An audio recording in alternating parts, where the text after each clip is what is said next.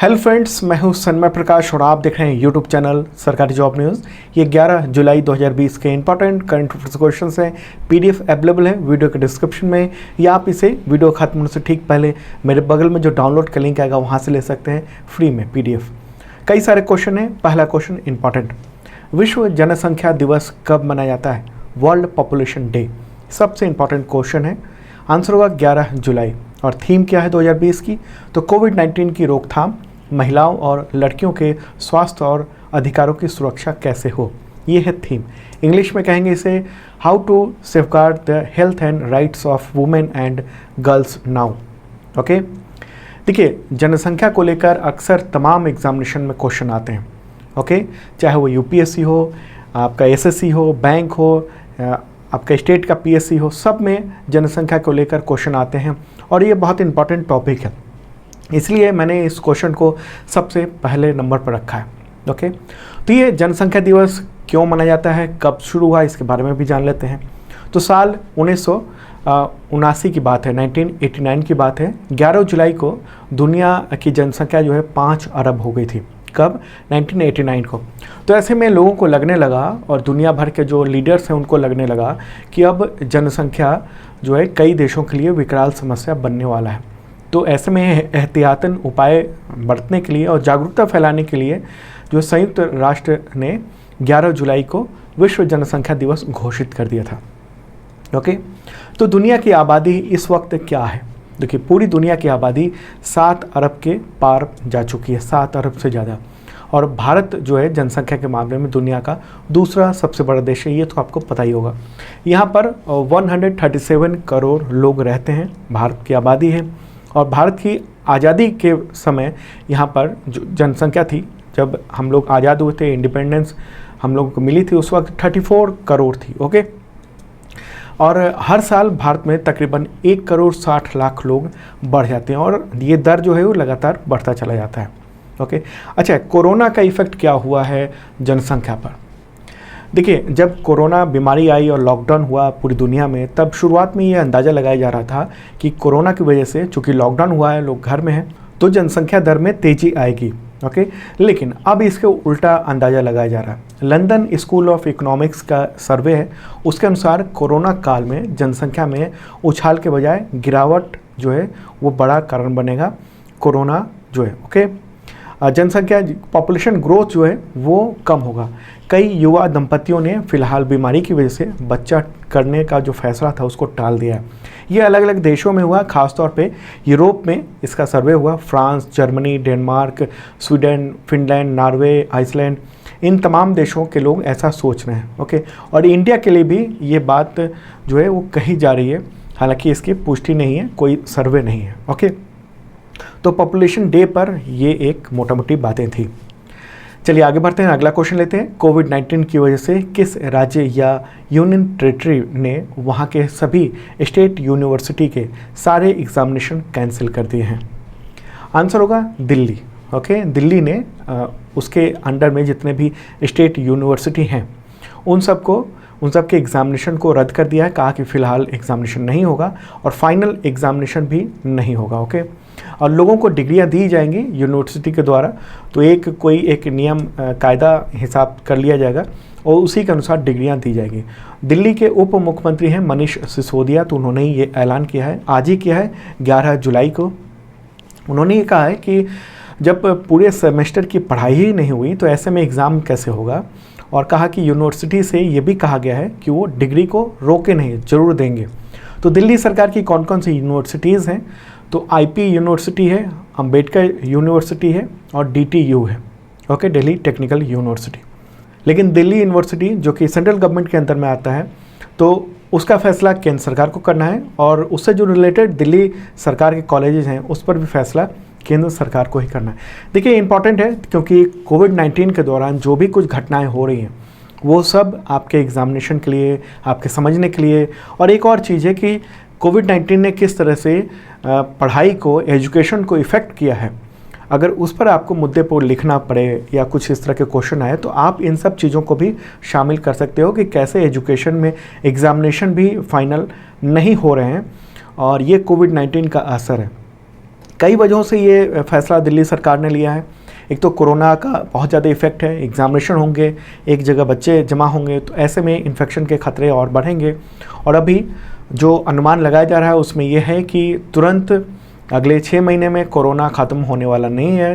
तो अगली बार जो एक और झोंका आएगा, अभी तो इंडिया में बहुत तेज़ी से कोरोना फैल रहा है, लेकिन इसके बाद भी एक और दौर आएगा, उसमें भी बहुत तेज़ इफेक्ट होगा कोरोना का।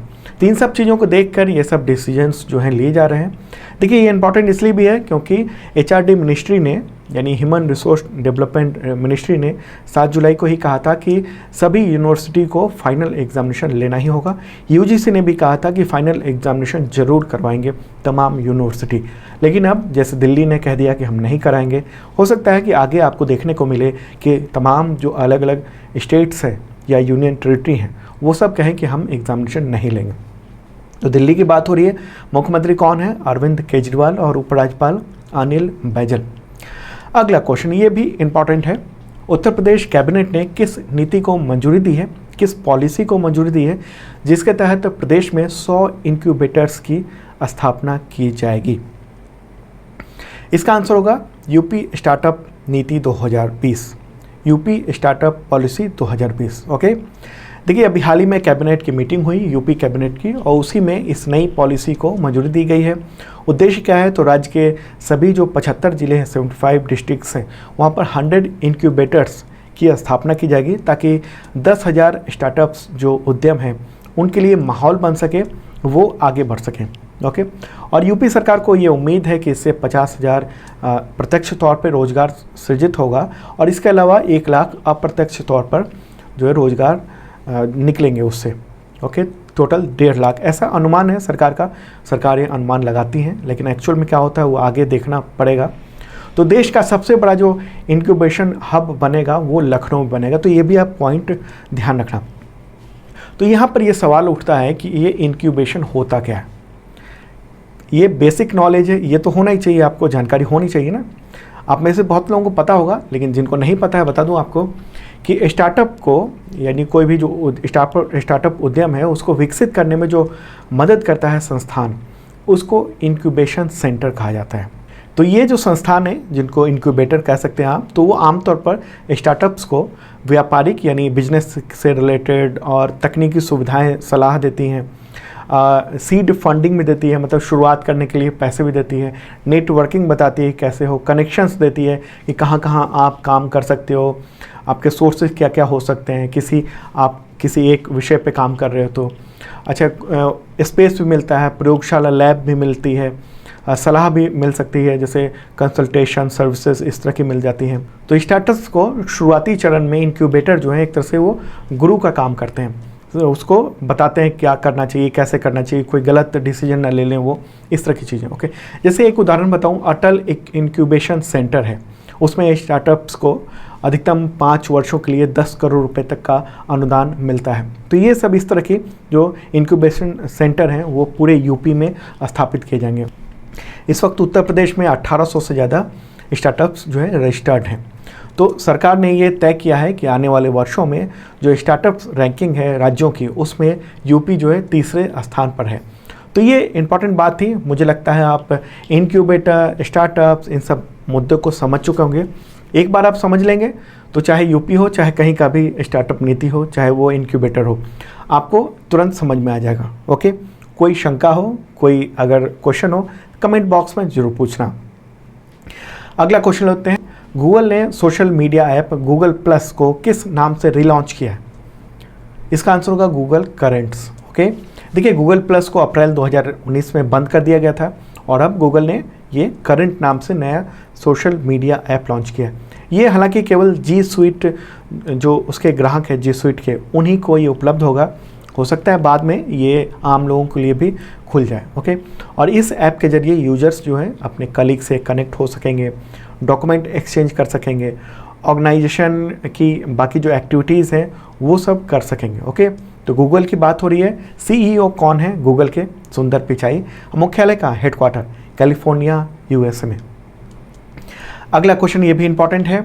आरबीआई के आंकड़ों के अनुसार वर्ष 2020-21 में, यानी इसी फाइनेंशियल ईयर में, कौन सा राज्य जो है, कौन सा स्टेट बाजार से कर्ज लेने के मामले में टॉप पर है, मतलब बॉन्ड बेचकर कर्ज लेने के मामले में टॉप पर है? आंसर होगा तमिलनाडु। ओके, देखिए ये आंकड़ा आरबीआई ने जारी किया है। दरअसल इसी फाइनेंशियल ईयर में 7 अप्रैल से 7 जुलाई तक जो है वो बॉन्ड की बिक्री की गई थी। वो बॉन्ड की बिक्री आरबीआई के द्वारा की गई थी। ओके, बॉन्ड की बिक्री जो है हर साल की जाती है और इस बार 7 अप्रैल से 7 जुलाई तक की गई है। ओके, तो उसमें एक यूनियन टेरिटरी और 23 राज्यों ने बॉन्ड बेचे और टोटल जो सभी राज्यों और यूनियन टेरिटरी को मिला लें तो 1.8 लाख करोड़ रुपए जुटाए गए, 1,80,000 करोड़ रुपए। ओके, और पहले स्थान पर तमिलनाडु है, ये ध्यान में रखना आप।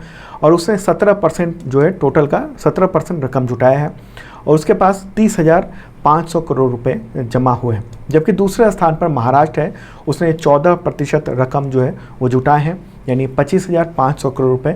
तीसरे पे आंध्र प्रदेश, उसने 9%, और चौथे पे राजस्थान ने उसने भी 9% जो है हिस्सेदारी की है और 17,000 करोड़ रुपए जुटाए हैं। ओके, तो आप में से बहुत सारे लोग ये पूछते हैं कि बॉन्ड क्या है। देखिए, सरकारें जो हैं, या तो केंद्र सरकार या राज्य सरकार, अगर वो मार्केट से उधारी लेती हैं, जनता से उधारी लेती हैं, तो वो बॉन्ड के थ्रू लेती है। बॉन्ड का मतलब हुआ कि सरकार एक तरह से ये गारंटी दे रही है कि हम आपसे जो पैसे लिए हैं उसको ब्याज समेत आपको चुकाएंगे। वो ब्याज एक तय होता है कि कितना % ब्याज पर ये बॉन्ड बेचा जा रहा है और ये गारंटी होती है, इसलिए मार्केट में इसको सिक्योर्ड इन्वेस्टमेंट कहा जाता है। तो तमाम लोग, जो पब्लिक और तमाम कंपनियां, वो उस पैसे को एक तरह से बॉन्ड खरीदती है और पैसे को इन्वेस्ट करती है सरकार में, और सरकार उस पैसे को जो है जन कल्याण या कोई इंडस्ट्री लगाना हो या कोई ऐसे डेवलपमेंट का काम है या फिर सरकार चलाना ही क्यों ना हो, उसमें खर्च करती है। जैसे अभी कोविड-19 है, ऐसे में सरकारों को जो टैक्स नहीं मिल पा रहा है, टैक्स कलेक्शन नहीं हो पा रहा है, तो इससे उनको खर्चे चलाने के लिए बहुत सारे अभी ज़रूरत पड़ रही है मार्केट से कर्ज लेने की। ओके, अच्छा, पिछले साल की बात करें तो पिछले साल भी बॉन्ड जारी हुआ था और 9 अप्रैल से 9 जुलाई के बीच में तो 1.3 लाख करोड़ रुपए जुटाए गए थे, सभी को मिला लें अगर तमाम राज्य सरकारों को और यूनियन टेरिटरी को भी। ओके, और इस बार कितना हुआ है? 1.8 लाख करोड़ रुपए। ठीक है, आप बात समझ गए होंगे। तो तमिलनाडु जो है पहले स्थान पर आया है, उसके बारे में भी चर्चा कर लेते हैं। राज्यपाल कौन है? बनवारी लाल पुरोहित, और मुख्यमंत्री के पलानी स्वामी। अगला question, union bank of India के CMD यानी चेयरमैन और मैनेजिंग डायरेक्टर राजकिरण राय का कार्यकाल कितने साल के लिए बढ़ा दिया गया है? आंसर होगा 2 साल। 2 साल के लिए बढ़ाया गया है। देखिए, आंध्रा बैंक और कॉरपोरेशन बैंक के साथ विलय की प्रक्रिया चल रही है और इसी के मद्देनज़र जो है सरकार ने डिसीजन लिया कि इनका कार्यकाल को बढ़ा दिया जाए। तो अब 31 मई 2022 तक वो CMD रहेंगे।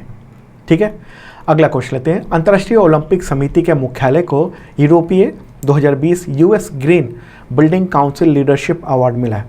तो ये बिल्डिंग कहाँ पर स्थित है? मुख्यालय कहाँ पर है? जगह का नाम? आंसर होगा लॉसेन। ये लॉसेन किस जगह पर है, किस देश में है? तो स्विट्जरलैंड में। ओके, मुख्यालय का क्या नाम है? Olympic house. तो इसको, ये जो ओलंपिक हाउस है, इसको जून 2019 में इसका उद्घाटन किया गया था। बेहतरीन है और इसके पास जो है LEED प्लेटिनम प्रमाण भी है, जो दुनिया की सबसे मजबूत इमारतों में से एक है। और US ग्रीन बिल्डिंग काउंसिल ने इसको जो है इस पुरस्कार की घोषणा की है। ओके, तो ये इम्पॉर्टेंट बात है। तो इंटरनेशनल ओलंपिक काउंसिल उसके यानी समिति, तो उसके अध्यक्ष कौन है? प्रेसिडेंट थॉमस बाच। अगला क्वेश्चन लेते हैं। उससे पहले बता दूं कि 2020 का करंट अफेयर्स अवेलेबल है, PDF डिस्क्रिप्शन चेक कर लेना। 2019 का भी है, PDF पूरा नोट्स के साथ डिस्क्रिप्शन में है और अमेजन पे बुक भी है, तो बुक के भी डिटेल डिस्क्रिप्शन में मिल जाएगा। अगला क्वेश्चन, राष्ट्रीय राजधानी क्षेत्र से आने से पहले किस राज्य ने अपने यहाँ E-रजिस्ट्रेशन कराना अनिवार्य कर दिया है? आंसर होगा पंजाब। ओके, देखिए, बिना E-रजिस्ट्रेशन के, इलेक्ट्रॉनिक रजिस्ट्रेशन के पंजाब में एंट्री नहीं मिलेगी, ऐसा पंजाब सरकार का कहना है। और ये गाइडलाइन जो है लागू कर दी गई है इसी महीने से। ये फैसला इसलिए भी लिया गया क्योंकि दिल्ली और NCR में जो कोरोना के बहुत ज़्यादा मामले हैं, NCR मतलब कि नोएडा भी आ गया, दिल्ली भी आ गया, आपका गुड़गांव भी आ गया, फरीदाबाद हो गया, इन सब इलाकों से। तो वहाँ से जाने वाले जो लोग होंगे पंजाब में, तो उनको रजिस्ट्रेशन कराना होगा। अगला क्वेश्चन है, किस राज्य के पूर्व स्वास्थ्य मंत्री सुरेश अमोनकर, उनका निधन हुआ है 7 जुलाई को कोरोना की वजह से? इसका आंसर होगा गोवा। गोवा के थे वो पूर्व स्वास्थ्य मंत्री और बीजेपी के पूर्व प्रदेश अध्यक्ष भी थे। वो मनोहर पर्रिकर के मंत्रिमंडल में, जब मनोहर पर्रिकर वहाँ के मुख्यमंत्री थे, उस दौरान उनके मंत्रिमंडल में स्वास्थ्य, समाज कल्याण और श्रम रोजगार मंत्री थे। ओके, अगला क्वेश्चन, हॉकी इंडिया के अध्यक्ष मोहम्मद मुश्ताक अहमद के इस्तीफे के बाद कार्यवाहक अध्यक्ष का पद किसे सौंपा गया है? इसका आंसर होगा ज्ञानेंद्रो निगोम बाम। ओके, नाम ध्यान रखना। देखिए, पहले ये सीनियर वाइस प्रेसिडेंट थे, अभी भी हैं, और नया उनको काम जो है सौंपा गया अभी है। अगला क्वेश्चन, दुबई में रहने वाले किस भारतीय युवा ने एक पैर से 30 सेकेंड में 101 बार छलांग लगाई और वो गिनीज बुक में उन्होंने नाम दर्ज कराया है? आंसर होगा सोहम मुखर्जी। ओके, सोहम मुखर्जी ने ये नाम दर्ज कराया है, और इससे पहले जो है अपना रिकॉर्ड, उन्होंने पिछला अपना ही रिकॉर्ड तोड़ दिया। तो दोस्तों, ये था इंपॉर्टेंट करंट अफेयर्स। कैसा लगा जरूर बताना। इसका PDF अवेलेबल हो गया है, मेरे बगल में जो डाउनलोड का लिंक है उस पर क्लिक कीजिए, डाउनलोड कर लीजिए, या आप इसे वीडियो के डिस्क्रिप्शन से भी डाउनलोड कर सकते हैं। और दोस्तों, इस वीडियो को जरूर शेयर करें अपने तमाम फ्रेंड्स को, और जिन लोगों ने सब्सक्राइब नहीं किया है ज़रूर करना, साथ में बेल आइकन दबाना मत भूलना।